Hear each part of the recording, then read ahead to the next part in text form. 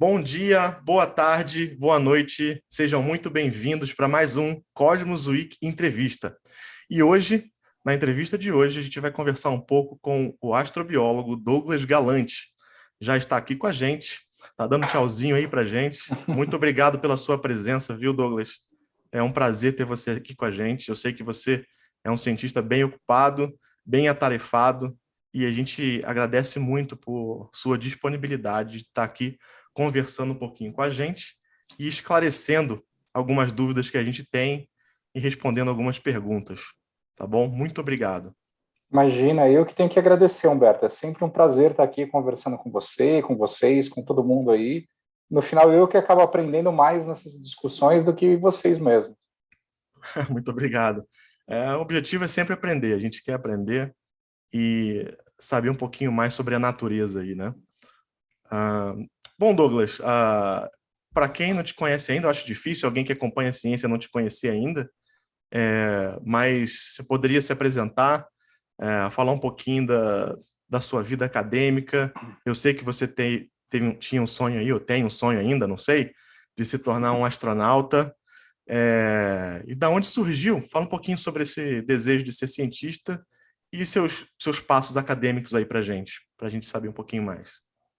Bom, vamos lá. Meu nome é Douglas Galante. Eu atualmente sou pesquisador no Centro Nacional de Pesquisa em Energia e Materiais, o CNPEM, que fica em Campinas, aqui no estado de São Paulo, no Brasil, que opera o acelerador Sirius, que talvez você já tenha ouvido falar. A gente vai conversar um pouquinho do Sirius mais para frente também. Bom, a minha história, ela começa quando eu era criança e assistia muita ficção científica, lia muitos livros de ficção científica e tinha um sonho. Eu sonhava, como muitas outras crianças, em ser astronauta. Então, e era um sonho que parecia impossível, muito distante, até que eu tive uma oportunidade, ainda criança, de participar de um summer camp nos Estados Unidos que a NASA organiza, o Space Camp. Olha só Então, que legal, bacanérrimo. é Você muito participou de legal. um Space Camp, então, quando era criança? Qual a Eu idade? participei de. Eu fui, acho que a primeira vez eu fui com 10 anos. Eu fui, acho que em 3 Space Camps: Space Camp e Space Academy. Uau, fantástico, que legal. E foi uma E experiência bacana? foi uma experiência fantástica. Primeiro, que era muito pequeno, viajar para o exterior pela primeira vez, conhecer um monte de gente diferente, ser exposto a muita informação. E foi no Space Camp, conhecendo astronautas de verdade, com instrutores da NASA, enfim, que eu aprendi que para você ser astronauta, na época, né, que era a época do Space Shuttle, do ônibus espacial, a gente tinha duas opções. Ou você era piloto, e para ser piloto você tinha que ser americano nato na época, ou você era especialista de missão. Especialista de missão é o cara que vai na nave fazer os experimentos científicos. E esse cara que vai na nave fazer os experimentos científicos, tipicamente é um cientista, é um pesquisador. Eu falei, pronto, uma maneira de ser astronauta é eu sendo cientista, então eu vou ser cientista. Que Foi assim que legal. começou a história, e eu decidi que eu seria cientista. Claro que isso era muito pequeno ainda, não sabia muito bem nem o que era ciência, né? Demorou um tempo para eu amadurecer que caminho seguir para ser um cientista. Daí começou essa outra jornada.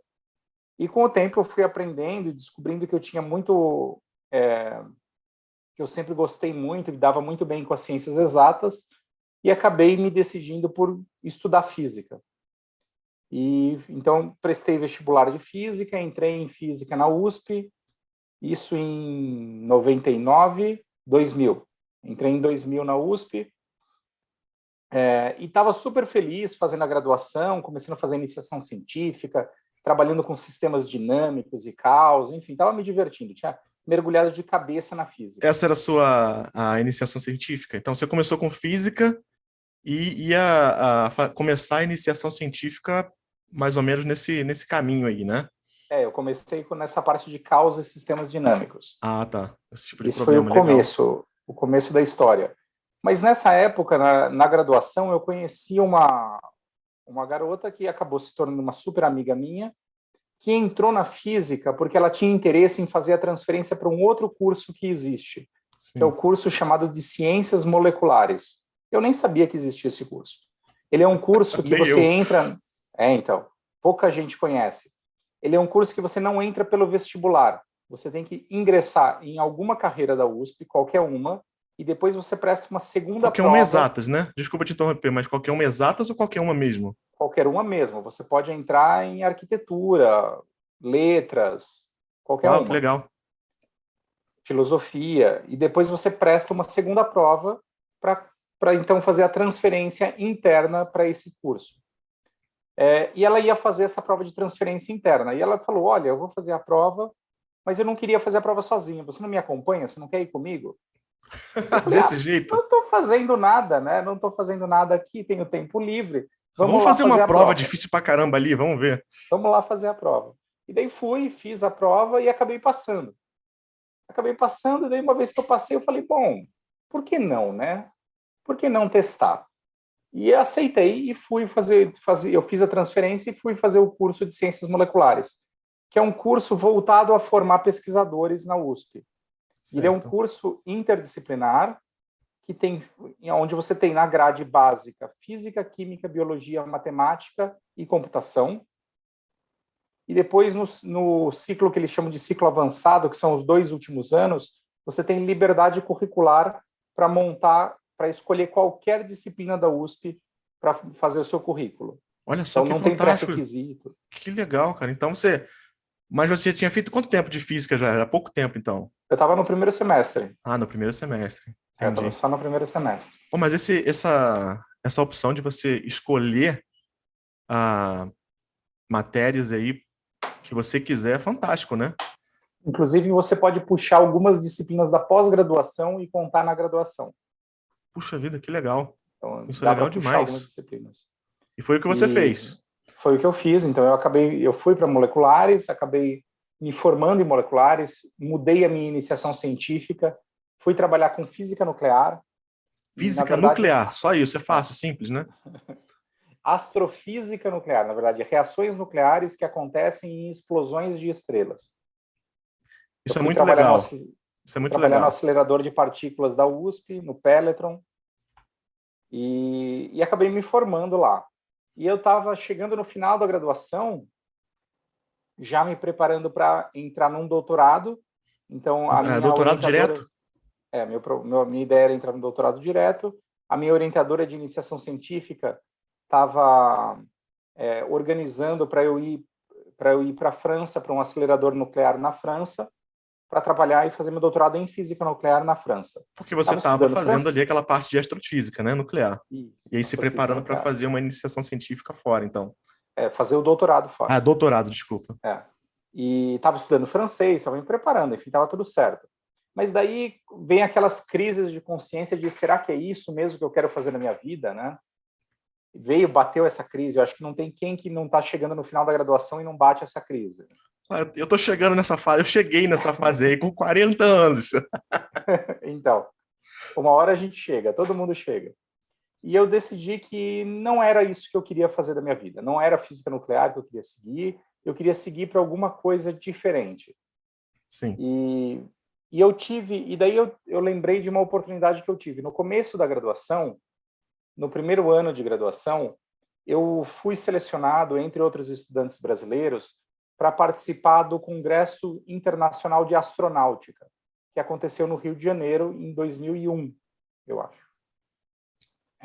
E nesse Congresso de Astronáutica, eu conheci um pesquisador fantástico, o professor Antônio Lascano, um pesquisador do México, que foi aluno do Stanley Miller, que foi o químico responsável por aquele experimento de origem da vida. Eu sei qual é. Experimento de origem da vida. Caramba, do que Miller legal. E Urey. Então, e ele deu uma palestra fantástica, exatamente fazendo as conexões sobre a vida no nosso planeta e todos os sistemas geológicos, hidrológicos, planetários, cósmicos que criaram as oportunidades para que a vida surgisse e evoluísse dessa maneira. E ele deu o nome para essa disciplina, para esse campo de pesquisa que faz essas conexões. Ele me apresentou a astrobiologia. Então foi aí que eu conheci a astrobiologia pela primeira vez. Bom, isso ficou guardado em mim, até que cheguei no final da graduação e falei, quero fazer alguma coisa diferente. Bom, eu conversei com a minha orientadora de iniciação científica, falei, olha, eu não vou para a França, eu vou terminar minha iniciação científica e vou partir para outra. Ainda não sabia muito bem para que eu ia seguir. Caramba, e a orientadora ficou tranquila? Aceitou de Ficou. boas? A minha orientadora era uma pessoa fantástica. Ela falou: não se preocupa, você tem que seguir aquilo que você quer mesmo, Que segue os bom, seus sonhos e segue em frente. E ela é minha amiga até hoje. que bacana. E daí eu decidi que eu ia procurar alguma coisa diferente. Para isso, eu tinha algumas disciplinas ainda que eu precisava fazer. Eu fui no IAG, que é o Instituto de Astronomia, Geofísica e Ciências Atmosféricas da USP, e escolhi a disciplina com o nome mais bizarro que tinha no quadro. E qual que Basicamente, era a disciplina? foi meu critério de escolha.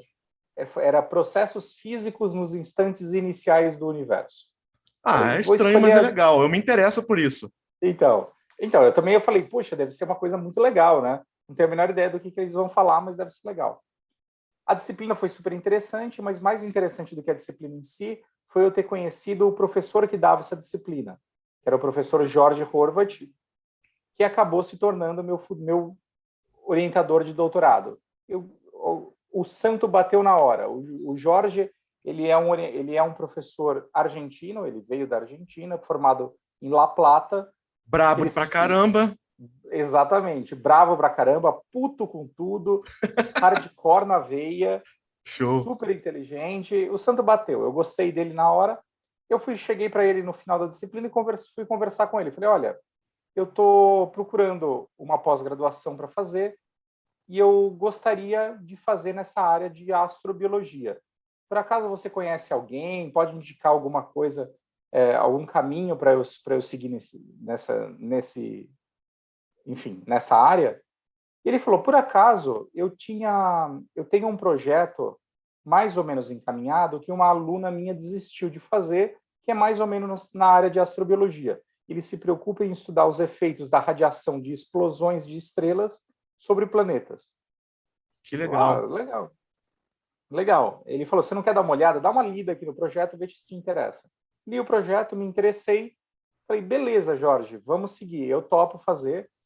Ele falou, tá bom, então vamos fazer, vai ser doutorado direto, vamos doutorado direto. Então, e assim que a minha vida mudou completamente, saí da física nuclear, mergulhei na astrobiologia no Instituto de Astronomia da USP, comecei a trabalhar no assunto e não parei mais até hoje.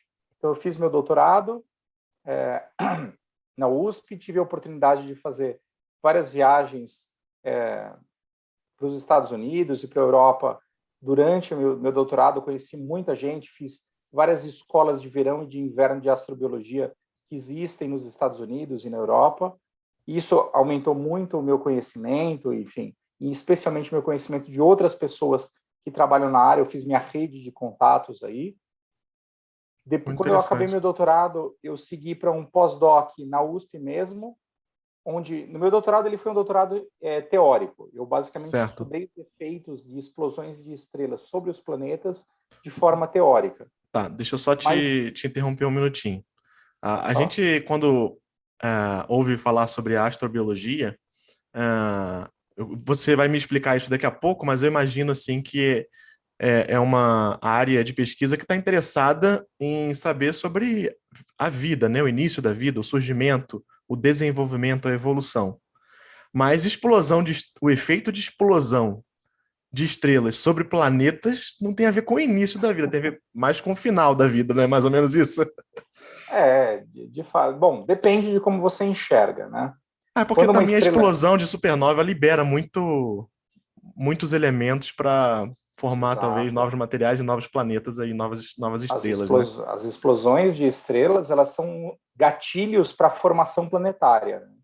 Então, elas não só produzem elementos químicos mais pesados, então tudo que é mais pesado que o ferro, basicamente é fundido em processos de explosão estelar, mas além disso, as ondas de choque são responsáveis por disparar o processo de colapso gravitacional nas nuvens moleculares e começar o processo de formação estelar. Então, a explosão da estrela está relacionada com a origem dos planetas também. E está relacionado, claro, com o fim da vida, com processos de extinção ao mesmo tempo. Então, são as duas coisas que acontecem. Tá bom, eu te interrompi, pode continuar. Aí você estava falando que fez o Então, doutorado, foi visitou um vários doutorado, países. foi um doutorado teórico, Uhum. basicamente, mas eu comecei já no doutorado a frequentar o laboratório síncrotron, o antigo laboratório síncrotron, né, o antigo acelerador síncrotron brasileiro, O chamado UVX, né? Isso, para fazer alguns experimentos de astrobiologia com um colega do Rio de Janeiro, o Dr. Ivan Lima. Sou carioca. Então, gente boa. O Ivan não é carioca, mas ele estava fazendo o doutorado dele na UFRJ. Na UFRJ, né? O Ivan é de Marília. Aqui de Marília, terra boa também. E então ele estava fazendo alguns experimentos irradiando micro-organismos usando a luz síncrotron como uma fonte de simulação de estrelas. No final era muito parecido com o que eu estava fazendo, só que ele fazia experimental, eu fazia teórico, a gente começou a trabalhar juntos. E daí, no final do meu doutorado, eu parti para um pós-doc lá no IAG mesmo, fundando um laboratório de astrobiologia para fazer experimentos relacionados à astrobiologia de diferentes tipos, em origem da vida, em química pré-biótica, na parte de simulação de viagens interplanetárias, enfim, para várias simulações desse tipo. E você fundou esse laboratório junto com ele? Não junto com ele, eu fundei com colegas da USP em São Paulo, porque o Ivan estava na UFRJ e ele passou um bom tempo na Europa e depois nos Estados Unidos. Então o Ivan deu muitas ideias e deu muito embasamento aí para a história, mas eu fundei com o pessoal de São Paulo, em especial com quem é hoje o professor Fábio Rodrigues, que hoje ele é professor do Instituto de Química da USP e é atualmente coordenador do Laboratório de Astrobiologia da USP. Fantástico. Então você foi um pioneiro, então, na astrobiologia aqui no Brasil, né? A minha tese, que eu defendi em 2009, foi a primeira tese em pesquisa em astrobiologia no país. Antes de mim, teve uma outra tese do Barcelos, em 2004, mas foi de história da astrobiologia, foi dentro do programa de história. Que legal. Então pode ser considerado, sim. É um dos pioneiros aí, se não o pioneiro da astrobiologia no Brasil, a pesquisa em astrobiologia no Brasil. Certamente um dos primeiros que começou a falar que fazia astrobiologia, né? Antes de mim, existiam pessoas que trabalhavam em áreas correlatas com a astrobiologia, mas não se assumiam como astrobiólogos. Entendi. Eu fui o primeiro a sair do armário aí. Sou astrobiólogo mesmo, pô. Me chama de astrobiólogo. É assim que eu me entendo. Que legal, fantástico, então Douglas. E daí durante o pós-doc eu fiz vários experimentos, eu me tornei um usuário muito frequente do laboratório síncrotron, até que no final do pós-doc, em 2012, eu me candidatei como pesquisador, para o cargo de pesquisador no laboratório síncrotron, já no esforço para a construção do Sirius, do novo acelerador síncrotron deles. E acabei sendo contratado, fui contratado em 2012, então daí eu saí da USP, me transferi para o CNPEM e me tornei pesquisador do laboratório síncrotron, onde eu estou até hoje, desenvolvendo pesquisas em astrobiologia, ciências planetárias e agora mais na área de origem da vida e paleontologia também. Que bacana. Mas lá em 2012 você se candidatou, mas o Sirius ainda não estava pronto, estava iniciando o projeto, né? Era início do projeto em 2012. A pedra fundamental da construção foi colocada em 2014 e a inauguração foi em 2020. 2019, 2020. Pouquíssimo tempo, né? Pouquíssimo tempo. Foi pouco tempo. Eu quero entrar mais aí no Sirius, quero entender um pouquinho mais como funciona esse acelerador de partículas que a gente tem no Brasil, que eu acho que a gente tem que se orgulhar muito. Mas antes eu queria conversar com você um pouco mais sobre vida, sobre astrobiologia em si, suas pesquisas aí com vida aqui na Terra, para simular aí as possíveis vidas fora do planeta, né? Mas antes de qualquer coisa, tem muita gente curiosa, com certeza, que está ouvindo a gente. Eu queria primeiramente que se você pudesse dar uma definição e uma diferenciação entre a astrobiologia e a ufologia. A ciência e a ufologia, porque tem muita gente ainda que confunde. Quando fala de busca de vida fora da Terra, as pessoas pensam logo em ET, né? Então, a gente quer, assim, eu gostaria muito, nesse esforço de divulgação científica, ajudar as pessoas a poderem entender um pouquinho mais do que é realmente a ciência. Bom, a astrobiologia a gente define como sendo um campo de pesquisa multi, inter e transdisciplinar que tem o objetivo de entender o fenômeno da vida no universo, a sua origem, a sua evolução, a sua distribuição, seja na Terra, seja em outros lugares do universo, e o seu futuro. Então, a ideia é que a astrobiologia pega desde a origem até o fim da vida no universo. Basicamente é isso. Usando para isso todas as ferramentas da ciência moderna para resolver essas questões. As ferramentas tecnológicas e as ferramentas argumentativas e lógicas. Ou seja, a gente usa de todo o rigor científico necessário para fazer boa pesquisa científica. E aí que está a grande diferença da ufologia. A ufologia, ela procura ETs, ela procura seres inteligentes extraterrestres, mas ela não usa, pelo menos a maioria dos ufólogos não usa, o ferramental científico adequado. Normalmente eles usam imagens que não têm comprovação, imagens que não podem ser repetidas, enfim, e evidências muito fracas e que não podem ser comprovadas por pares ou refutadas. Isso não é boa ciência. Então, a boa ciência precisa ser comprovada ou precisa ser refutável, pelo menos. E isso é o que é a astrobiologia. Mas, mesmo assim, a astrobiologia ela também se pergunta sobre vida inteligente extraterrestre. Tanto que existe uma área de pesquisa chamada de SETI, Search for Extraterrestrial Intelligence, que realmente se preocupa em procurar por evidências de inteligência extraterrestre, mas basicamente procurando por sinais de rádio que são emitidos, potencialmente emitidos por civilizações extraterrestres e que a gente poderia detectar aqui no nosso planeta usando potentes radiotelescópios. Mas, da mesma forma, um único sinal de rádio não quer dizer nada, ele precisa ser comprovado, precisa ser testado e precisa ser refutável de alguma forma. Essa é a principal diferença entre a astrobiologia e a ufologia. Não é o problema de se perguntar sobre vida inteligente. O problema é como você pergunta isso e se você tem as ferramentas para testar, para comprovar ou para refutar aquela hipótese. Exatamente. A possibilidade da falseabilidade da hipótese, né? Se eu não consigo colocar a prova, não é ciência, né?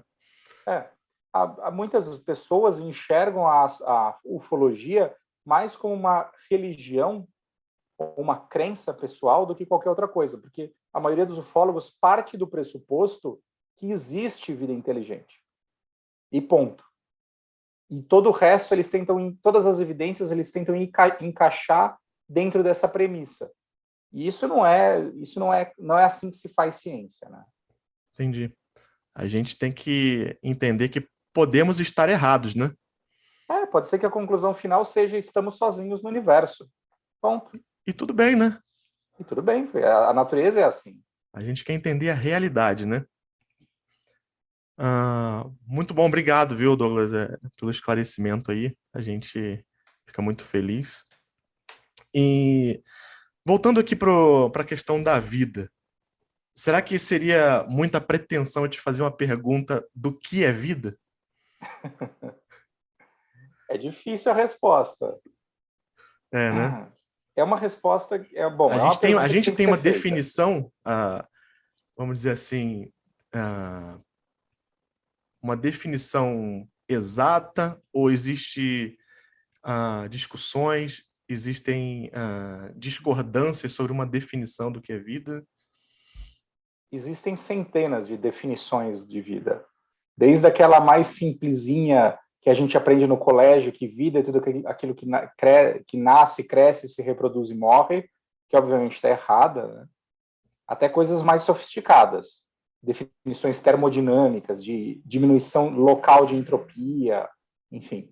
E outras coisas aí que os físicos gostam, outras que os fisiologistas gostam mais, que os biólogos moleculares gostam mais, enfim. Tem todo tipo de definição. Existe uma tentativa de definição geral de vida que a NASA até aponta como sendo a definição oficial deles, mas é muito entre aspas aí, que é uma definição dada por um químico, pelo Gerald Joyce, em 93, que vida é todo sistema químico autossustentado capaz de sofrer evolução darwiniana. Então, é uma definição super geral, Ampla, super né? bonita, bem ampla. Por exemplo, ela fala que é um sistema químico, mas ela não fala quais são as moléculas ou qual é esse sistema químico, quais átomos. Pode ser carbono? Pode. Pode ser silício? Pode. Contanto que funcione, contanto que seja autossustentado e sofra evolução darwiniana, vai ser vida. Então, é uma definição super ampla. Então, essa é uma da tentativa de definição geral de vida que existe. Mas é um fato que, enquanto a gente não encontrar outras formas de vida pelo universo, e de preferência formas de vida diferentes, que usem outras moléculas, outros sistemas químicos, outros tipos de células, a gente vai continuar se degladiando aí em escolher qual é a melhor definição para ser usada, mas a gente não vai chegar numa teoria geral do que é vida. Uma teoria geral do que é vida a gente certamente não tem ainda. Isso eu acredito que a gente só vai conseguir construir uma vez que a gente tenha outros exemplos de vida na nossa manga e na nossa mesa para estudar. Mas, de qualquer forma, a gente tem essa definição do Joyce, que é muito bonita, mas ela é muito genérica também. Como que eu posso pegar uma definição como essa e desenvolver um rover, por exemplo, para ir para Marte e procurar por vida? Sem saber qual é o Muito sistema pouco químico. pragmática, né? Eu não consigo montar um experimento baseado nessa definição, né? Exato, não dá para montar um experimento, é muito difícil. Então, existem definições mais pragmáticas do que é vida como a gente conhece. Life as we know it. Então fala para a gente aí qual que é uma definição mais pragmática. Toda a vida que a gente conhece no nosso planeta, ela é feita ou depende de células para funcionar. Então, toda vida tem uma célula ou depende de célula para funcionar. E uma célula é feita de 3 sistemas básicos. Um sistema de compartimentalização, a membrana celular, um sistema metabólico, que são as enzimas que fazem as reações químicas e que produzem outras partes da célula para sua manutenção, e um sistema informacional, que é o sistema genético, feito de DNA ou RNA, que serve para armazenar informação e controlar o sistema metabólico para o seu funcionamento. E tudo isso funciona num banho de água, ou seja, usando água como solvente. E as moléculas básicas que fazem essa célula são moléculas orgânicas, ou seja, moléculas feitas de carbono. Então está aí a vida como a gente conhece. Água como solvente, moléculas orgânicas feitas de carbono como base para todos os sistemas e a morfologia de uma célula como base do sistema vivo. Claro que a gente vai lembrar que existem os vírus, tá aí o coronavírus, para não fazer a gente esquecer, existem os prions, que são aquelas proteínas da vaca louca, mas tanto os prions quanto os vírus, eles dependem de células para o seu funcionamento, para a sua reprodução e para a sua evolução. Então, eles também dependem de células. Ou seja, a vida como a gente conhece precisa de célula para funcionar. Então, é célula que a gente está procurando em Marte. Sim. É célula que funciona com carbono e com água. Por isso, todas as missões da NASA, elas sempre começam, por exemplo, as missões em Marte, elas começaram com a premissa de vamos primeiro procurar por água, então é search for water, e depois search for carbon, procure por carbono, que é o que a Perseverance está fazendo nesse momento. Então, os espectrômetros que a Perseverance tem e que estão atuando hoje em Marte, eles estão procurando por moléculas orgânicas no planeta. Então, essa é a definição pragmática de vida. Legal, muito bom. Então, assim, dessa forma, por isso que a gente consegue mandar rovers para Marte e buscar em loco, né? Mas existem alguns lugares que a gente não consegue procurar em loco, né? Aqui a gente tem Marte, que está cheio de sondas e satélites e já teve mais ou menos aí uns 10 rovers em Marte lá, desde a época do Sojourner, passando pelo Spirit, Opportunity, Curiosity, agora o Perseverance, fora os Landers também. Marte está sendo muito explorado, né? Desde muito tempo atrás, né? Sim, com E, certeza. e assim, por que que a gente tem essa... Por que a gente tem essa... Eu não vou dizer fixação por Marte. A gente, todo mundo sempre, há um tempo atrás, não sei, o século passado, tinha quase certeza que ia ter vida em Marte, né? Sim. Ah, eu estou estudando e a gente vê na história da ciência, na história da astronomia, astrônomos que apontavam um telescópio lá para Marte e via canais, né, artificiais, como se fossem canais artificiais, e Assim praticamente se fez, tinha certeza, né? sim, assim fez o Schiaparelli, né? Ele O desenhou os canais. Schiaparelli, exatamente. Ele desenhava, né, o que Sim. ele via no telescópio. Mas ali era, era um pouco, ainda a tecnologia era muito limitada ali do telescópio, então ele pode ter se enganado, pode não, ele se enganou muito, de forma muito grande, né? E É, talvez isso tenha tornado aí a nossa fixação por Marte. Mas, como a gente estava falando, pragmaticamente, o que nos leva a gente pesquisar tanto Marte, buscar é. tanto a tentativa de Marte, assim? Bom, cientificamente, né? Por que Marte é interessante? Primeiro, Marte está muito perto da gente, né? Então, é relativamente fácil mandar sondas e rovers para lá. Em 6 meses, você consegue colocar uma sonda em Marte. Então, é relativamente fácil e barato colocar uma sonda em Marte. Depois, Marte, no passado, teve condições na superfície muito parecidas com a Terra. Então, Marte já teve uma atmosfera espessa, já teve um oceano, rios, lagos, nuvens e toda uma hidrosfera funcionando, ou seja, tinha temperatura adequada, tinha água disponível, tinha pressão atmosférica razoável. Tudo isso são pré-requisitos para a vida como a gente conhece, para exatamente para essa vida pragmática como a gente conhece. Então, muitos acreditam, isso aconteceu de 3 a 2 bilhões de anos atrás, aproximadamente. Depois, Marte perdeu essa atmosfera porque ela perdeu o campo magnético. Quando perdeu o campo magnético, o vento solar causou uma erosão em toda essa atmosfera e varreu a atmosfera para o espaço. Varrendo a atmosfera, foi-se a água também embora. Menos a água que está presa nos subsolos congelada ou nas salmouras, nos brines marcianos. Bacana.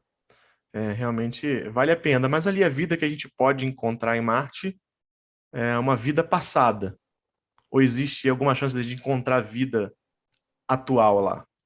Existem as duas coisas. Muita gente aposta que Marte tem vida passada.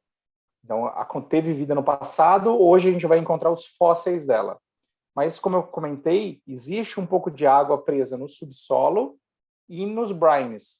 E muita gente está interessado em estudar exatamente micro-organismos que poderiam ter sobrevivido nesses bolsões de água no subsolo e nos brines.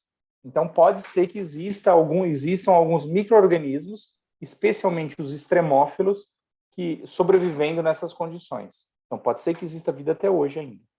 Por isso que Ok. uma das premissas de biossegurança das sondas marcianas é que nenhuma sonda pode chegar perto de um corpo de água, de uma região com água em Marte, exatamente para evitar possíveis contaminações.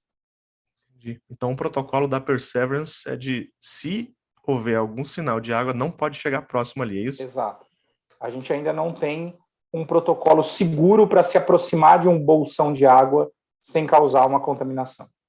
Legal. Você falou uma palavra agora, a possibilidade de encontrar extremófilos ali em Marte. Vamos entender um pouquinho mais o que são extremófilos. Eu sei que você gosta de pesquisar e de lidar com extremófilos, né?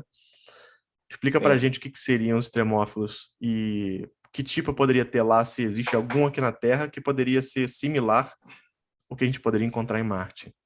Extremófilo é todo organismo, seja microorganismo ou macroorganismo, capaz de sobreviver ou que precisa de condições extremas para sobreviver.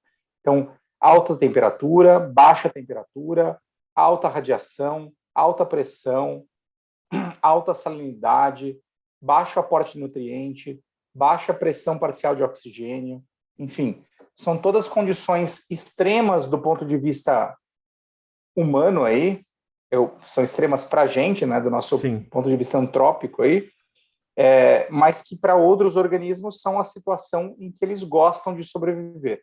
E existem aqui na Terra montes de micro-organismos dos diferentes grupos, dos diferentes classes, gêneros, espécies, arqueias, bactérias, eucária, que podem e são capazes de sobreviver nessas condições. Existem organismos extremófilos no nosso planeta sobrevivendo desde o fundo dos oceanos, do fundo das rochas, até a estratosfera.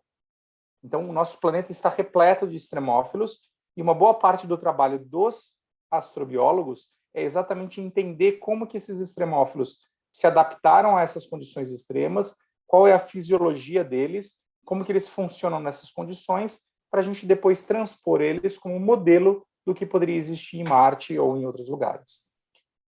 Então, a gente está falando um pouco de Marte. Aqui na Terra a gente consegue encontrar ambientes análogos ao de Marte, por exemplo, que a gente possa comparar esses extremófilos que estão nesses locais aqui na Terra, e esses locais são análogos à superfície de Marte, por exemplo? Sim, existe uma tentativa de definir e encontrar esses ambientes análogos no nosso planeta.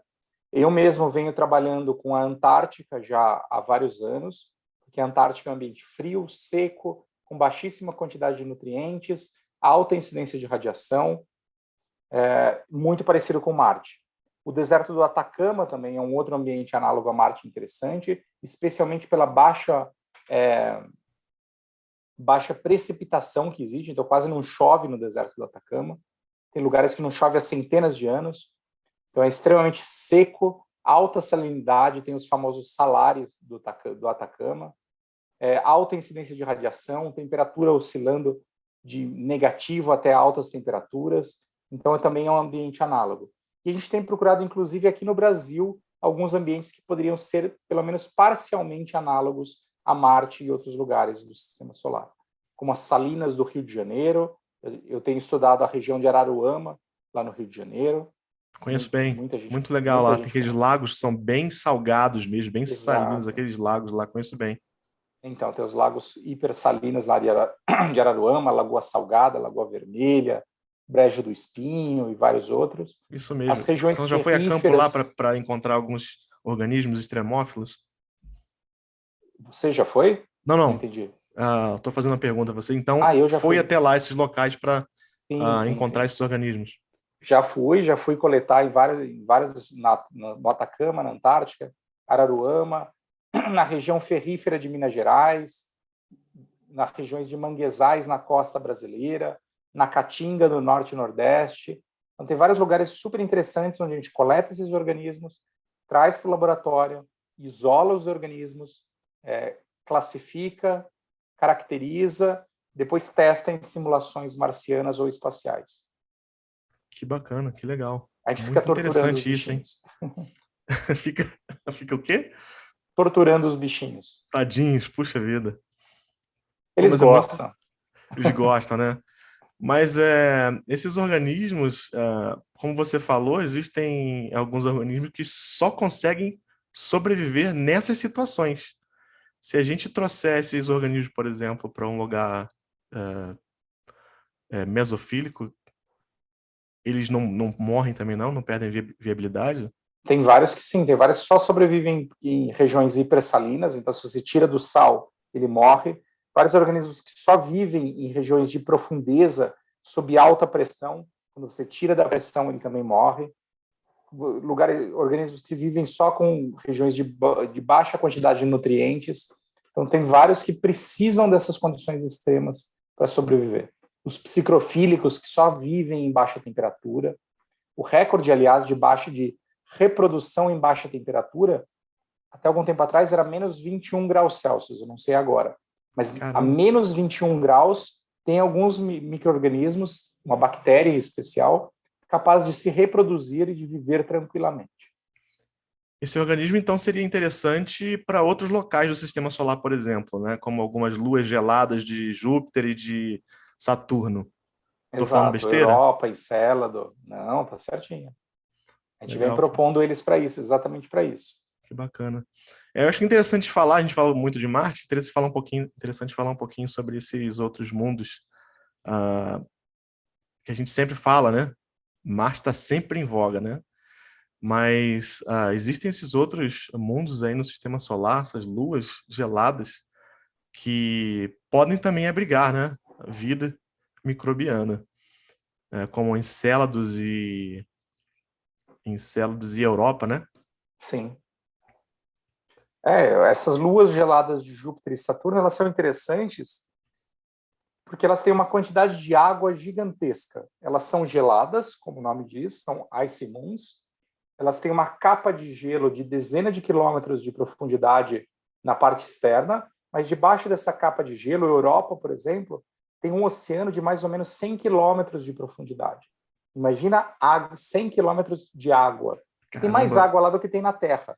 O oceano mais profundo aqui são quantos quilômetros? 4, 5 quilômetros? A Fossa das Marianas tem 11 quilômetros de 11 profundidade. quilômetros. Mas é uma região específica. A média dos oceanos é 3,5, 4. Entendi. Imagina 100 quilômetros. Quanta Muita. água que não tem. O que não pode existir num oceano desses? Né? Nossa, a É imaginação uma pode ir terra longe, hein? Exato. Existe alguma missão programada que você saiba da NASA ou de alguma outra agência espacial para Encelado e Europa? Ou Europa? Para a Europa já tem uma missão programada, que é a missão Europa Clipper da NASA, que deve voar em 2030. Se Tá tudo logo correr aí. bem. Tá logo aí, já está chegando. Legal. E o sonho de todo mundo era realmente fazer uma perfuração em Europa, perfuração nesse gelo, para chegar na água. Né? Mas a gente não tem tecnologia ainda para isso. Não sei A se gente você não consegue assistiu. nem aqui, vai conseguir lá? Então. Teria que fazer. Tem propostas de usar um reator nuclear para derreter o gelo, e muito provavelmente esse seria o caminho. Mas a gente não tem essa tecnologia ainda. Então, essa missão, o que ela vai fazer, ela é uma missão de orbitador. Ela vai ficar orbitando a Lua e tentando coletar sinais, coletar água que é ejetada por geysers. Então, em Europa e em Encélado existem geysers, criogeysers, que ejetam água gelada para o espaço. Então, a ideia é coletar essa água e estudar a composição da água para ver se existe algum indício de vida ali presente. Caramba, excelente. E a gente já está falando de bactérias e organismos extremófilos, mas a gente tem ideia de onde aqui na Terra esses organismos extremófilos ou os primeiros organismos, né, onde a vida começou aqui na Terra? É uma boa pergunta. É uma pergunta de $1 milhão, né? Né? Quando você faz uma árvore filogenética, você sequencia todos os organismos do planeta, todos os tipos de organismos, todas as espécies, e depois agrupa elas por proximidade, você monta uma árvore filogenética, que é uma árvore genealógica do planeta inteiro, de todas as espécies do planeta. Uma coisa que você enxerga é que essa árvore tem uma raiz, ou seja, parece que todos os organismos parecem descender de um ponto. E quando você olha em torno desse ponto, ou seja, quais os organismos mais próximos da raiz, todos esses organismos são organismos termofílicos, ou seja, organismos que gostam de viver em ambientes quentes. Isso dá um indício que esse organismo, ou esse grupo de organismos que está na raiz da árvore da vida, que é o chamado LUCA, Last Universal Common Ancestor, o último ancestral comum, seria o nosso antepassado mais longínquo, antepassado de todos nós, de todos os seres do planeta, ele muito provavelmente vivia em um ambiente quente e muito provavelmente uma fonte hidrotermal submarina. Então, grande parte das propostas de origem da vida, elas se baseiam na chamada hipótese da fonte alcalina hidrotermal, que a vida surgiu em uma fonte hidrotermal de um tipo muito específico, que é do tipo alcalina, que existem em poucos lugares do mundo. Um dos lugares fica debaixo do Triângulo das Bermudas. Lugar bom, hein? Lugar ótimo. Numa formação chamada Lost City, Cidade Perdida. Sim. Então lá tem uma formação Tem uma região com várias fontes hidrotermais que é muito parecida, que a gente imagina que seria muito parecida que as condições de origem da vida aqui do nosso planeta. Legal. É interessante você já explicar isso, porque tinha uma pergunta mais para frente que ia falar um pouquinho sobre isso aí. Muito legal.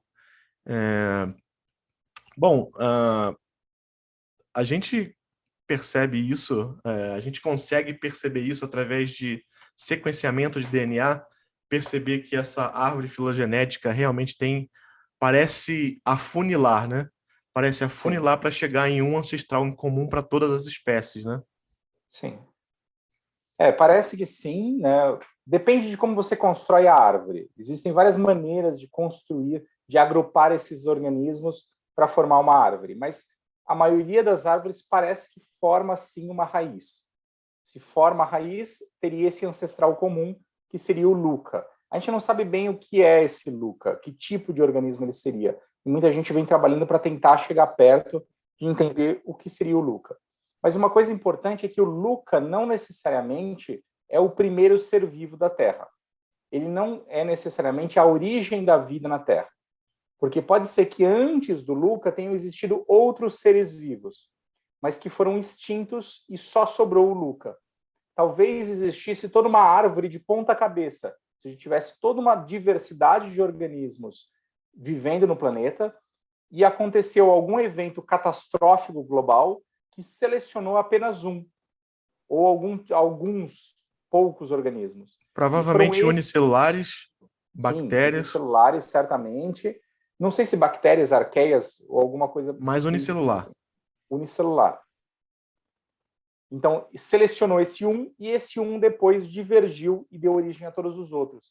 Então, o LUCA não é necessariamente a origem da vida na Terra. Ele é simplesmente o que o nome diz, o último ancestral comum. Perfeito. Fantástico. Pode muito ser legal. que tenha acontecido toda uma diversidade, uma história de vida antes do LUCA. O problema é que toda essa história ela já foi perdida no registro geológico. O nosso registro geológico mais antigo, em termos de vida, ele para em cerca de 3,5 bilhões de anos. E provavelmente a vida... Bom, nosso planeta tem 4,6 bilhões. Tem algumas ideias aí tem alguns indícios de atividade biológica até 4,1 bilhões de anos. Mas nesses primeiros 500 milhões de anos é quando essa história aconteceu. E a gente não tem nenhum fóssil que possa mostrar. A gente não tem rochas dessa época. Tudo que a gente tem dessa época são uns grãozinhos de zircão, grãozinhos micrométricos de zircão. A gente não tem nenhum fóssil preservado até hoje, que a gente tem encontrado, pelo menos. Puxa vida, mas a gente tem certeza aí de a partir de 4,1 bilhões de anos atrás que a gente consegue encontrar registro fóssil, né? Certeza é muito forte. Há 4,1 bilhões existem indícios isotópicos da vida. Ou seja, você encontra dentro de zircões enriquecimento de carbono 12, grafite com enriquecimento de carbono 12, que muito provavelmente está relacionado com algum processo biológico de fixação de CO2 atmosférico. Entendi. Ou seja, parece, é um indício indireto, é um indício químico de que existia vida. Os primeiros fósseis não contestáveis estão em 3,5 bilhões. Não contestáveis são 3,5. 4,1 são isotópicos, né? Tudo que está antes de 3,5 ainda vem sendo muito debatido na literatura. Tem um trabalho aí que tem possíveis estruturas microbianas de 3,7 bilhões, mas ele ainda está sendo debatido. Entendi. Porque quando você fala sobre esses registros isotópicos é por causa do carbono 12, porque as enzimas são meio preguiçosas. Coisa de escola, né? Não sei se é isso mesmo, né? É isso mesmo. Eu lembro que as enzimas são bem preguiçosas e preferem átomos ou isótopos mais leves, né? Para trabalhar. As taxas de reação elas são ligeiramente mais altas para isótopos mais leves. Então, ela acaba tendo uma preferência por fixar carbono 12 do que carbono 13. Então, quando você faz a comparação carbono 12 e carbono 13, se você tem um pico maior em carbono 12, isso provavelmente é vida. Legal. Muito interessante mesmo. Então é isso. A gente tem aí uma noção bem boa. Poxa, obrigado mesmo, Douglas, por esclarecer tantas coisas que não são tão simples assim de explicar para o público em geral. E eu queria falar um pouquinho também. A gente falou bastante sobre vida, sobre possibilidade de vida em outros planetas, mas eu queria falar um pouquinho também sobre os seus trabalhos atuais. Eu sei que você tem participação em duas exposições em São Paulo, bem legais, porque a gente também gosta aqui de astronáutica, exploração espacial, a gente gosta muito, de vez em quando a gente faz umas lives aí de lançamento de foguetes. E você tem curador técnico, né, da exposição ali, Space Adventure. Ela ainda está eu acho que ia acabar agora em outubro, não era? Ela continua acontecendo, ela estava prevista para acabar em outubro, mas ela vai ser postergada até dezembro. Então, Que quem ainda bom. não foi, a exposição Space Adventure, ela está acontecendo no estacionamento do Shopping Eldorado, em São Paulo, e ela conta a história dos 50 anos de exploração espacial. Então, basicamente, são os 50 anos até a época da Mercury, Gemini e Apollo, até os dias de hoje. Então, conta toda essa história. A gente teve o privilégio de receber cerca de 300 itens originais da NASA dessa época. Então, eles estão expostos lá, além de ter toda uma parte pirotécnica de vídeos, de animação, que está super interessante. Que legal. E tem a segunda exposição, que é a Futuro Espacial, que está no Farol Santander, lá no centro de São Paulo, que conta a história do futuro. Então, conta a história da exploração da Lua, a volta do homem à Lua com a missão Artemis dos Estados Unidos, da NASA, e Marte. Então, as missões atuais de Marte e as futuras missões de colonização marciana. Vale a então, pena são duas muito. missões, são duas Vale a pena muito, exposições. né? Vale, que eu tive o privilégio de ainda ser o curador técnico delas. Que bacana. E nessa missão eu tenho muita curiosidade. Poxa, se eu tivesse aí, eu ia com certeza lá em São Paulo para ver pelo menos a Space Adventure, né? Que é o passado aí da exploração espacial. Você falou que tem itens originais, né? Sim. Você teve, como curador técnico, você teve a oportunidade de escolher alguns itens, de ver pessoalmente Sim, na NASA? eu tive a oportunidade de ir no museu nos Estados Unidos. Esses itens, os itens da Apollo, uma parte deles está em Washington, mas uma parte deles está depositada num museu chamado Cosmosphere. Sim. Eu tive a oportunidade de ir nesse museu, entrar nos depósitos e vasculhar os itens e selecionar os itens, e foi fantástico. Que legal. E pegar a bota que foi para a Lua, assim, suja de poeira da Lua. É mesmo? pegar o computador de bordo do módulo de comando da Apollo, sabe? São coisas fantásticas. Maravilhoso, fantástico, que legal demais, Segurar que privilégio, Douglas. da Apollo 20, né? A gente nem sabe que existiu a Apollo 20. A última Apollo foi a 17, né? Sim. Que pousou na Lua. Mas foram construídas peças até a Apollo 20. Só que elas nunca voaram. Então, sim, é verdade. Foi até a Apollo 17, né? E cancelaram, né, o projeto por causa do problema da Apollo 13. Só utilizaram o que estava pronto, né? Completo. Exato. Né? E essa perna da Apollo 20, ela veio para o Brasil. Foi pela primeira vez que ela foi desembalada. Depois de 50 anos, ela foi tirada da embalagem original e trazida para o Brasil. Nossa, que fantástico! Estava embalada ainda? Tava desde embalada aquela a vácuo, época? Desde aquela época. Que maravilhoso! Muito legal mesmo. Então, quem tiver a oportunidade, por favor, não percam. Vão lá nessas exposições que vale muito a pena entender um pouquinho da história da exploração espacial. Poxa, que maravilhoso, hein? Douglas, eu queria falar, como eu estava falando, né, sobre seus trabalhos atuais. Você hoje trabalha no LNLS, né? Laboratório Nacional de Luz Síncrotron. E ali tem o acelerador de partículas propriamente dito, o Sirius, onde você trabalha em uma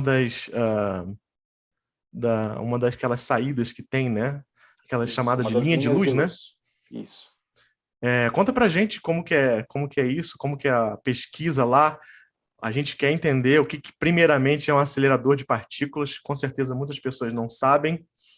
Fala um pouquinho sobre o tamanho, sobre a parte técnica, e depois a gente quer saber Aham. para que ele serve. Tá. Bom, um acelerador de partículas, ele é uma máquina que serve para acelerar partículas. Então, ele pega partículas elementares. No nosso caso específico, a gente acelera elétrons. Então, a gente pega elétrons e acelera a velocidades altíssimas, próximos à velocidade da luz. Para isso, a máquina ela precisa ser muito grande. O tamanho do Sirius é do tamanho de um campo de futebol, basicamente. Nossa, Ele grande, hein?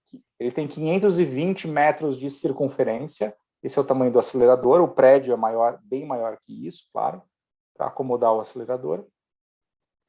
Então, a gente acelera ele em velocidades altíssimas, e esses elétrons, quando eles estão acelerados e rodando em velocidades altíssimas, toda vez que esses elétrons fazem uma curva, eles produzem radiação eletromagnética. Se você vai lá nas equações de Maxwell, por exemplo, que são as equações que regem a eletrodinâmica, e você resolve as equações para uma partícula acelerada, você vai ver que você vai produzir radiação eletromagnética. Toda partícula carregada, quase toda, tem exceções, sofrendo aceleração, produz radiação eletromagnética, produz luz em alguma faixa de energia. Então, o elétron, quando faz a curva, ele produz luz que sai pela tangente. Então, se a curva está assim, você vai produzir luz que vai sair para cá. E essa luz a gente coleta usando uma ótica especial, com espelhos, lentes especiais, para coletar, focalizar, monocromatizar, ou seja, selecionar exatamente a energia que eu quero e direcionar para o experimento que eu quero. Então, a nossa máquina, o nosso acelerador de partículas, ele serve como uma fonte de luz. Por isso que a gente costuma chamar ele de fonte de luz síncrotron.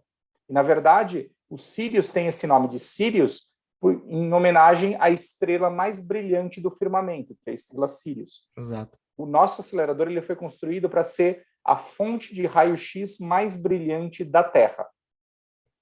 Simples assim. Por isso que tem esse nome. Caramba!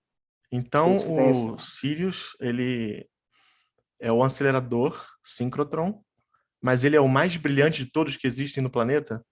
Ele Ele consegue... está brigando para ser. Está brigando para ser. Está brigando para ser. A gente ainda não finalizou a construção dele, não otimizou os parâmetros, mas ele vai ser, no mínimo, ele foi construído para ser o mais brilhante. No mínimo, ele vai ser um dos mais brilhantes. Ele é novo, como você falou, né? Começou a funcionar no passado, ano foi isso, passado. 2020? É. E antes tinha um outro chamado UVX, né? Isso. O UVX, ele funcionou de 1997 até 2019. Mas por que não dava para conciliar os dois ao mesmo tempo? Dava. O UVX seria interessante porque ele era uma máquina de menor energia. Ele produzia radiação de menor energia, especialmente radiação ultravioleta e raio-x mole, que a gente chama. O Sirius já é uma máquina de alta energia. Ele produz primariamente raio-x e raio-x duro. Então, a gente poderia ter as duas máquinas, uma produzindo ultravioleta, que serve para alguns estudos, e a outra produzindo raio-x duro, que serve para outros estudos. O problema é o custo.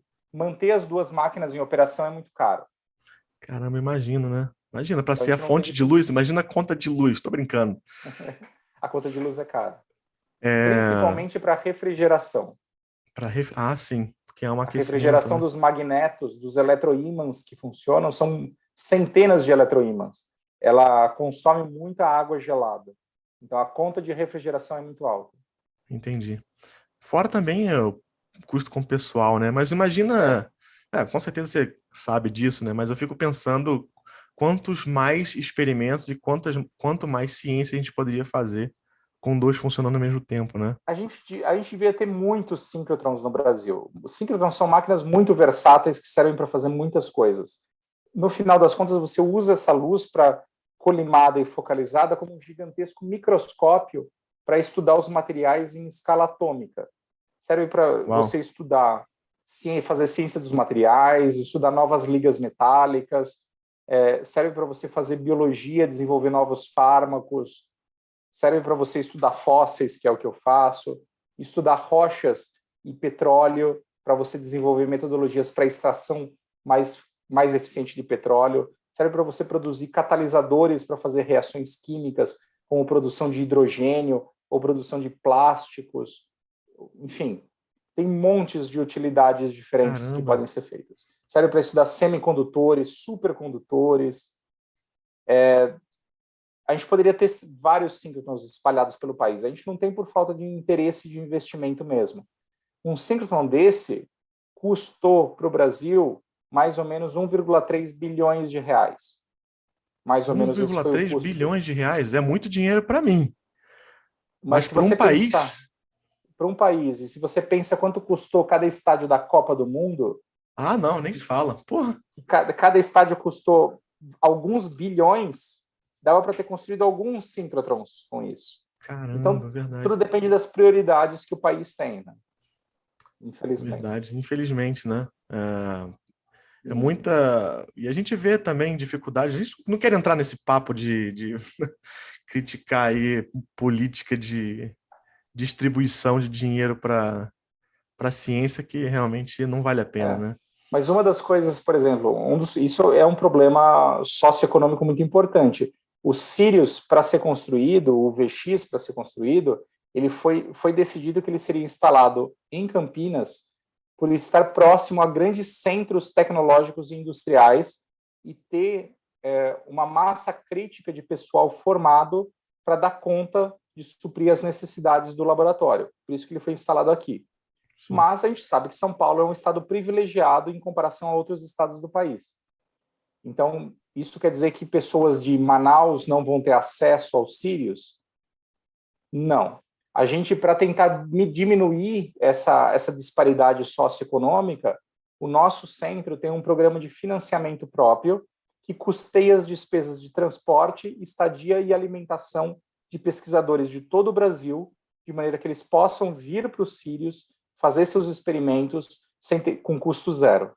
Puxa, que E assim a gente fantástico. garante o Programa acesso. fantástico, isso eu não sabia, não. Muito Então, legal, assim, né? é assim que, já que a gente não conseguiu construir um síncrotron em Manaus, é assim que a gente tenta minimizar essa disparidade e garantir o acesso pleno para todos os pesquisadores. Legal. Isso aí ajuda muito, né? Os outros pesquisadores que estão em outras localidades do país, né? Fantástico. Não, um programa realmente não tinha imaginado que tinha esse programa. Achei que realmente seriam cientistas mais que estivessem nos grandes centros aí, Próximos. né? Ainda é, né? Porque os cientistas dos grandes centros são os que têm a melhor formação, a melhor preparação de amostras, que sabem mais como que sabem melhor como usar o síncrotron. Enfim, eles têm uma preparação, um preparo melhor.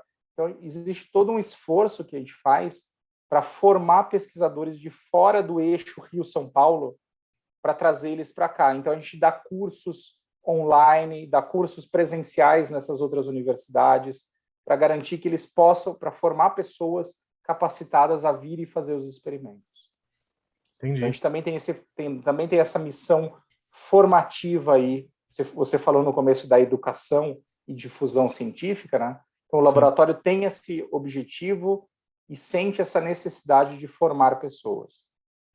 Exato, porque a gente vê realmente essa dificuldade. E não é só no Brasil, tá? Não é só no Brasil. Infelizmente, aqui também, a gente percebe que as pessoas estão... Houve uma decadência de formação científica e de divulgação.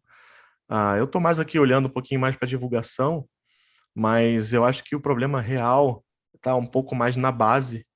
Eu até defendo que eu acho que o ensino médio deveria ter um pouquinho, pelo menos, de os princípios aí do método científico, para que as pessoas, quando se tornem adultas, não se deixem enganar, né? Então, eu acho que deveria ser ensinado isso no ensino médio. Com certeza, um pouquinho de filosofia da ciência, né, vai bem para todo mundo. Sem dúvida. É engraçado que a gente mal e mal tem isso na graduação, né? Eu não tive filosofia ou história da ciência na graduação. Na minha grade não tem, por exemplo. Na minha também não teve. Né? Eu Tive que aprender essas coisas por conta. Eu estou tentando aprender por conta, aí alguns cursos na internet, de filosofia da ciência. Quem fala muito disso é um cientista brasileiro fantástico, obviamente você conhece, que é o Marcelo Gleiser. Ele usa muito essa parte de filosofia da ciência. Ele é um físico teórico, né, trabalha aqui nos Estados Unidos, mas ele também dá muita importância a esse lado de entender o que é a ciência, como a ciência funciona. E eu tenho aprendido um pouquinho disso com ele. Ah, legal, muito bom. Eu tive o privilégio de estar com ele por um tempo em Dartmouth. Eu fiquei um tempo com ele durante meu Bacana. doutorado. Legal demais, legal demais. Gosto dele muito, claro, não conheço pessoalmente, infelizmente, mas a gente, esse ano, por exemplo, eu li 2 livros dele esse ano. E, Legal. e também ele tem um curso também que ele lançou agora há pouco tempo, 2 meses, sobre exatamente sobre isso, né? O que é ciência, como pensar como cientista, o nome do curso.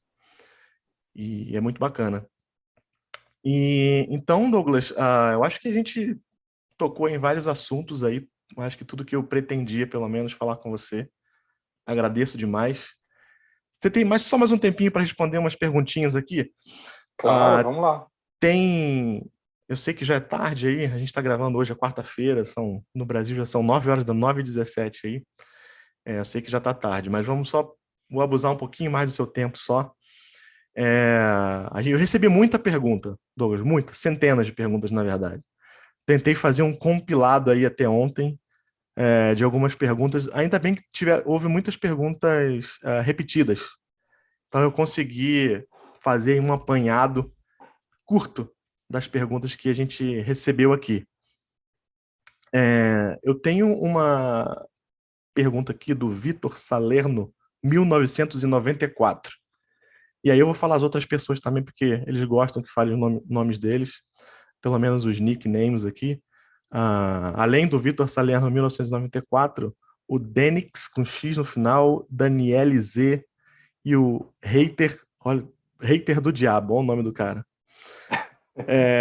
Esse é Ele... promissor.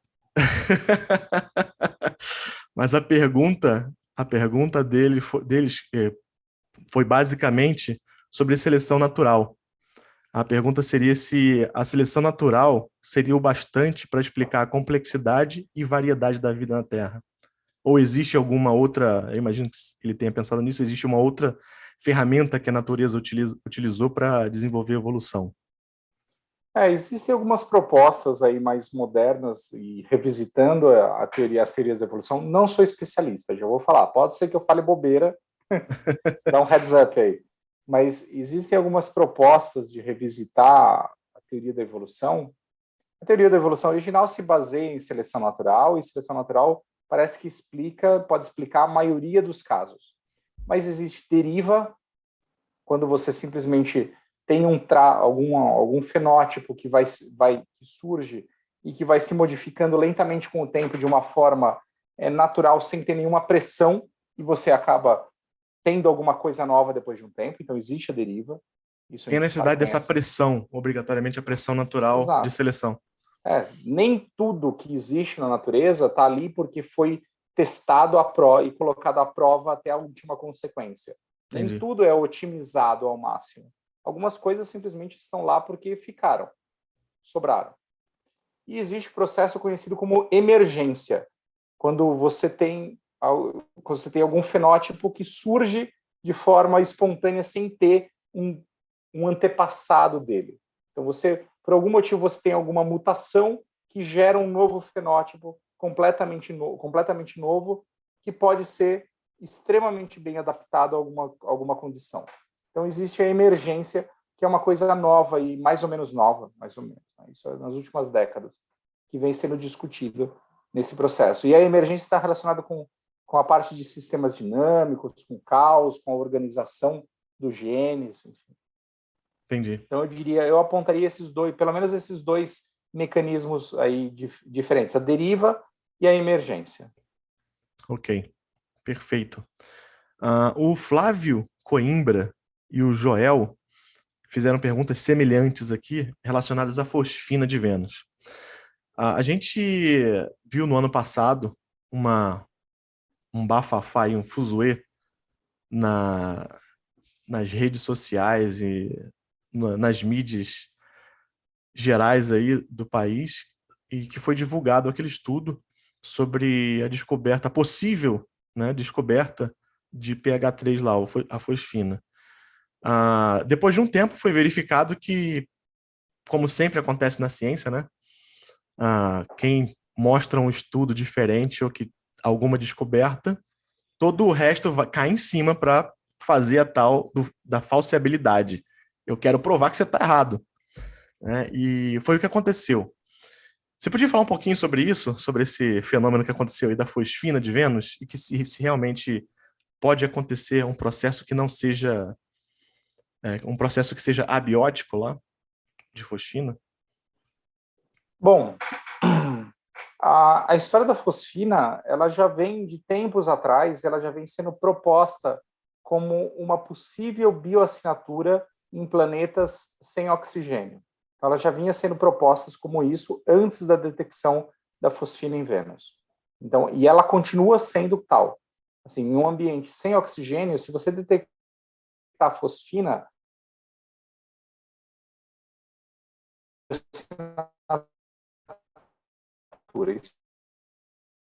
isso apontar isso.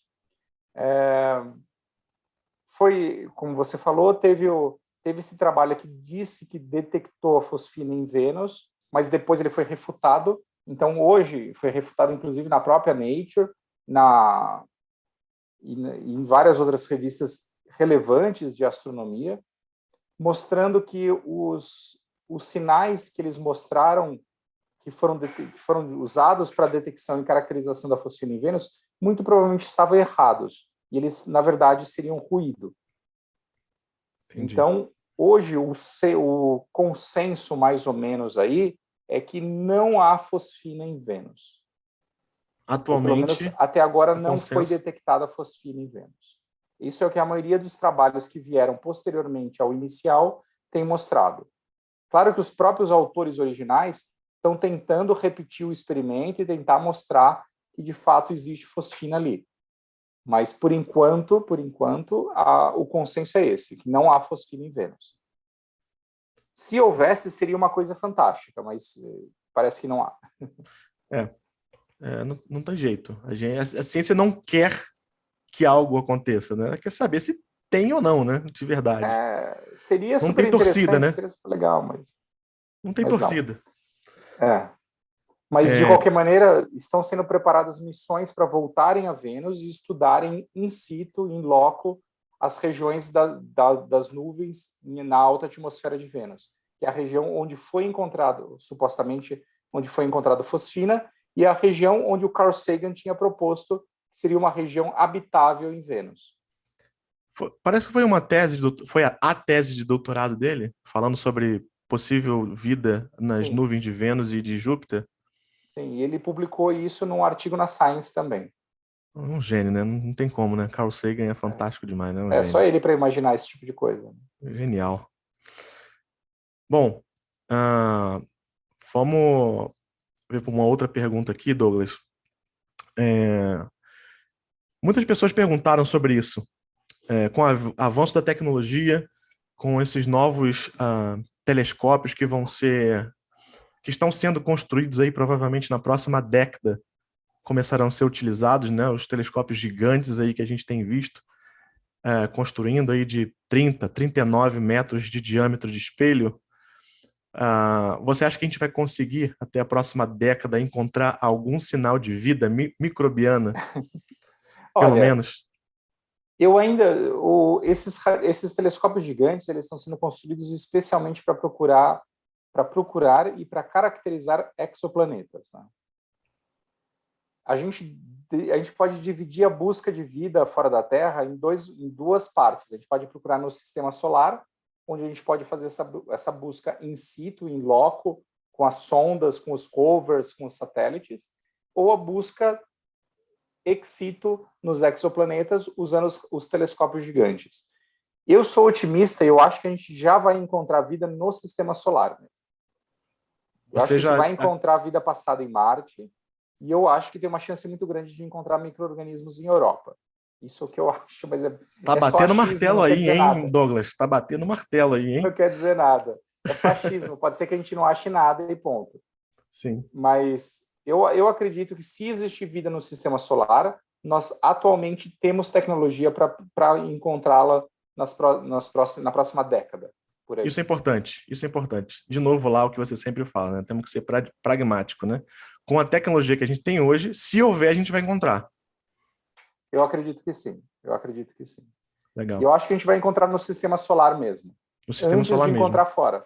Encontrar fora é mais complicado, porque além de usar um telescópio gigante desses, você precisa, de alguma forma, interpretar os resultados. Você precisa detectar, por exemplo, fosfina num exoplaneta e ter certeza que aquela fosfina é de origem biológica. Ou Qual seria detectar uma... metano, ou Quando a detectar gente... oxigênio. Desculpa te interromper. Pode falar.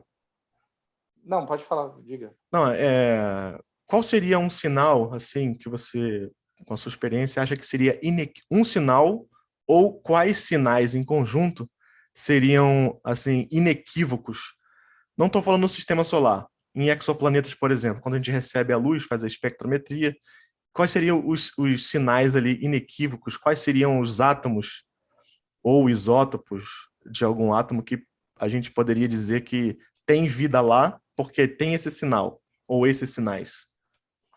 Complicado dizer. Existem propostas. A Uhum. fosfina é uma proposta para ambientes sem oxigênio. Para ambientes com oxigênio, a proposta é o metano. Se Metano. você detecta metano na presença de oxigênio, a chance de ser de origem biológica é muito grande. Isso é uma Os dois em proposta que conjunto. os dois em conjunto. Isso é uma proposta que o Sagan mesmo fez, De para novo, né? variar. De novo, o Sagan. Então, são duas propostas separadas. Fosfina para ambientes sem oxigênio, metano para ambientes com oxigênio. Não é inequívoco, mas Mesmo é um assim bom é caminho. inequívoco, né? Não é É, inequívoco. não é inequívoco. Sempre Entendi. vai ter alguém que vai bolar algum sistema, algum modelo que vai explicar aquele metano por produção, por vulcão, por não sei o que lá, por não sei o que lá. Sempre vai ter alguém. Mas isso é bom. Eu acho que dá uma segurança, né, Douglas, para a gente de que realmente a gente, se ocorrer, será inequívoco, né? Porque sempre vai ter alguém que vai contestar e Até vai o querer provar fim. o contrário, né? Sim, com certeza. É isso, essa é a força da ciência, né? Sim, esse é o diferencial. Ahn, eu sei que você gosta de Star Trek, ou não? Gosto. Gosta, né? Tem uma pergunta aqui do Wallace Teixeira e de algumas outras pessoas também que fizeram perguntas muito parecidas aqui. E não sei se já foi respondido, provavelmente foi respondido durante toda a nossa conversa sobre vida inteligente fora da Terra. Se algum dia você acha que, com essa sua esperança tracker, será que encontraríamos alguma vida inteligente? Será que em outros planetas a seleção natural seria capaz de produzir novamente uma vida inteligente, humanoide? Olha, é difícil. Bom, primeiro, é impossível responder essa pergunta. A gente não sabe, porque uma das coisas que a gente sabe é que não há como para fazer previsões de como a evolução vai funcionar. Então, a gente não pode fazer previsões. Então, é praticamente impossível fazer esse tipo de previsão. Então, a gente não sabe, simplesmente não sabe. Se a gente, mesmo no nosso próprio planeta, se acontecesse uma extinção e a vida recomeçasse, a gente não sabe se ela tomaria os mesmos rumos. Muito provavelmente não tomaria os mesmos rumos e muito provavelmente a gente não estaria aqui presente. Mas uma coisa que a gente sabe é que existem algumas soluções biológicas que são convergentes. E parece que algum tipo de inteligência é convergente. Então, nós temos um tipo de inteligência, e inteligência, vamos lá, vamos definir. Inteligência como capacidade de resolver problemas. Então, nós somos inteligentes, nós resolvemos problemas, nós usamos ferramentas, por exemplo. Mas outros animais também usam. Insetos são inteligentes, eles vivem em comunidades, em sociedades e resolvem problemas em conjunto. Sim. E muitos outros organismos também são inteligentes. Os polvos têm uma inteligência que é muito parecida com a gente, inclusive tem um sistema nervoso que tem uma estrutura completamente diferente da humana, da humanoide aí, mas mesmo assim tem respostas inteligentes muito parecidas com as humanas. É mesmo? Então, parece que a inteligência, pelo menos aqui na Terra, ela é convergente. Ou seja, existe uma tendência a organismos se tornarem inteligentes para garantir a sobrevivência. Parece que isso acontece. É uma Então, solução interessante da natureza para resolver problemas. Desenvolver exato. inteligência. E garantir sobrevivência daquele organismo. Então, Sim. talvez isso aconteça também em outros lugares do universo. Então, talvez aconteça evolução convergente em outros lugares, levando a sistemas biológicos inteligentes também em outros lugares. Agora, se ele vai ser inteligente e parecido com o nosso, ou parecido com um atum, eu não sei.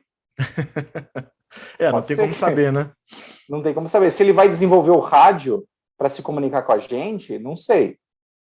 Mas se existem tantos e tantos bilhões de planetas por aí afora, talvez em alguns deles a inteligência caia nos mesmos caminhos e desenvolva-se tecnologia para comunicação. Então, a minha esperança tracker continua. A minha esperança tracker associada ao conhecimento da biologia e da convergência da inteligência me dá um pouquinho de alento de que talvez algum dia a gente receba de fato uma comunicação inteligente. Eu espero que não seja uma nave Klingon chegando. Mas... Tomara que não, né? Tomara que não. Senão... Tomara que seja vulcana. Senão a gente estaria perdido. Muito bem, Douglas. Muito obrigado aí pela entrevista. A gente está chegando aí, já estou abusando aí do seu tempo. A gente fica muito feliz de poder conversar com um cientista brasileiro em atividade, né, que está pesquisando atualmente sobre assuntos importantes para a ciência básica e aplicada também, como é feito lá no Sirius, para o desenvolvimento da ciência, tecnologia, especialmente no Brasil, né, que é o país que a gente ama tanto e quer tanto que progrida e melhore a sua situação aí perante os outros países do mundo. Imagina, obrigado eu, Humberto. Foi um prazer. Sempre que quiser, pode chamar. Pô, legal. Obrigadão mesmo. Um abração para você. Outra. Tchau, tchau. Tchau, tchau.